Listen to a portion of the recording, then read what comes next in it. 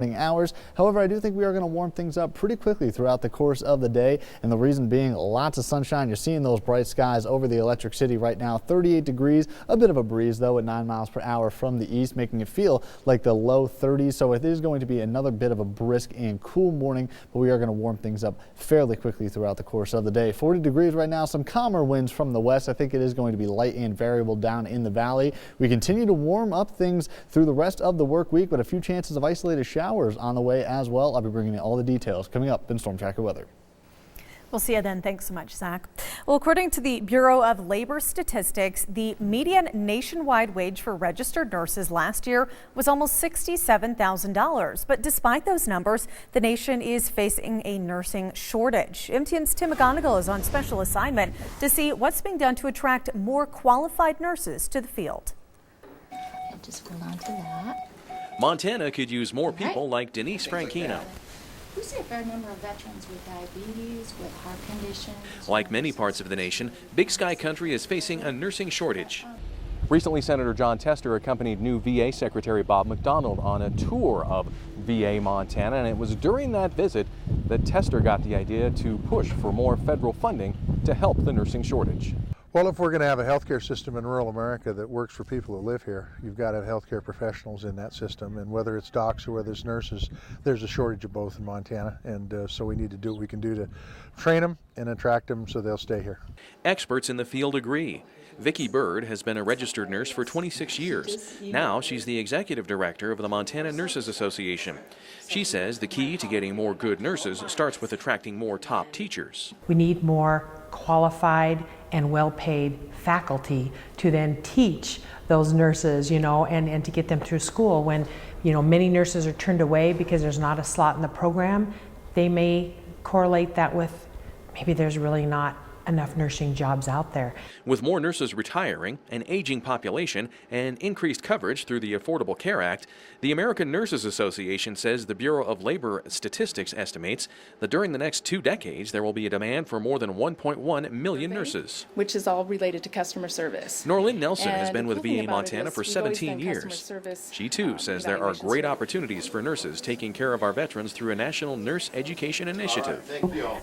Nurses who are associate degrees can get their bachelor's degrees, but most recently one of the things we added on to our world is putting it out there for some of our registered nurses who are interested to become nurse practitioners, so we'll help them pay. With the telehealth unit that we have here, this timbre unit, we have a stethoscope. Nelson says nursing has changed over the years, and while it takes dedication to make it in the profession, one of the nice things about it is the diversity it offers. No longer are nurses handmaidens to doctors. The cool thing about our worlds are not only the profession, but the opportunities to work as a co-member of teams. So doctors need us just as much as we need them. It might not be directly caring for people, it might be doing insurance, clinical evaluations of insurance claims, that type of thing. So there's all sorts of ways to use that degree. Meaning there's plenty of room for good nurses like Denise Franchino. On special assignment, Tim McGonigal, MTN News. Well, many people want to help in the fight against cancer by donating funds, but precautions should be taken to make sure you know where that money is going. And Montana is part of a new federal lawsuit that says 4 sham charities ranked in nearly $2 million. All 50 states and the Federal Trade Commission filed the lawsuit in Arizona. They've settled with the Children's Cancer Fund of America and the Breast Cancer Society, as well as the Cancer Support Services, and are going ahead in court against Cancer Fund of America. There are nefarious people out there who are in this for themselves. They tend to go after folks who want to do good things by donating to charities for good purposes.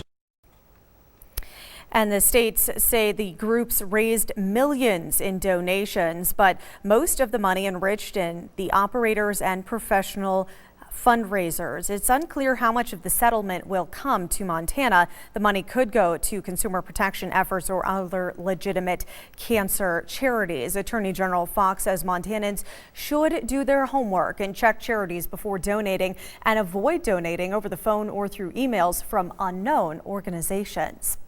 Meanwhile, a Lewistown woman is doing all she can to eradicate the deadly disease. Jean Raw was given the Montana Cancer Control Coalition's 2015 Betty Bollinger Leadership Award. It recognizes Raw's part in implementing the statewide Ask Me campaign. It encourages people to get screened for cancer. Her message: we can all make a difference in the fight.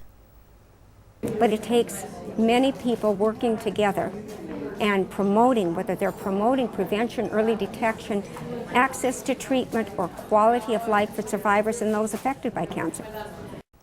Ross says lifestyle changes are vital in fighting cancer. Get screened, have good nutrition, get plenty of physical activity, and don't use tobacco products, and drink only in moderation. She also